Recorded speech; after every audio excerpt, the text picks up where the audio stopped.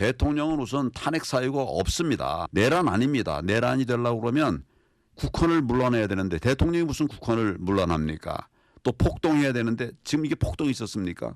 군인들이 동원되면 폭동인가요? 아니죠. 그러면 군사훈련하는 게 다 폭동이에요? 네. 말도 안 되는 얘기죠. 혹시 대통령 대리인단 맡게 되셨는데 어떤 마음으로 좀 하게 되신 걸까요? 정의를 세워야죠. 진리를 밝혀야죠. 대통령이 억울하게 이렇게 당하는 건 안 되죠. 바로 이 사람이 지금 대통령의 변호인단이 이제 규모가 점점 커지고 있는데 황교안 전 총리가 대통령 변호인단에 합류를 했습니다. 그런데 이게 단순히 본인이 부정선거 의혹을 계속 제기했다고 해서 혹은 전직 법무부 장관 출신, 전직 대통령 권한대행 출신이라고 해서 합류한 게 아니라 여러 가지 얘기가 있을 때 다음 화면을 볼게요.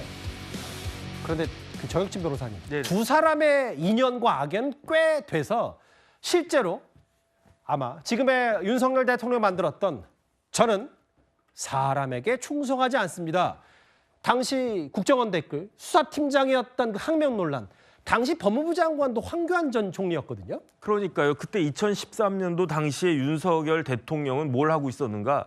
부장검사였어요. 부장검사였는데 예. 그런데 이제 그 국정원 댓글 사건 관련해서 수사팀장 맡았는데 결국은 그게 윗선 지휘부하고 갈등이 있었기 때문에 좌천되지 않았습니까? 그렇게 쭉 좌천이 되다가 그러다가 한 4년 가까이 좌천되다가 그러다가 이제 박근혜 전 대통령 그 국정농단 사태 때 화려하게 등장한 게 특검팀 수사팀장이었는데 그때 국무총리가 누구였는가? 황교안 총리 아니었습니까? 그런데 굉장히 이례적인 건 사실이에요. 왜 이례적인 게 사실이냐?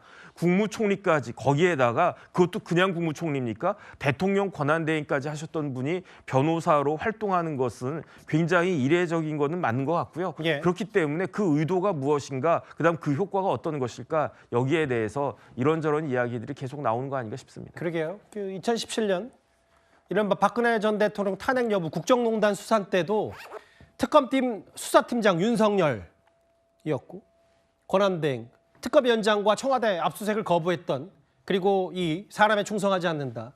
그런데 지금은 아마 부정선거 의혹에 대한 두 사람의 공감대가 있는 모양이죠.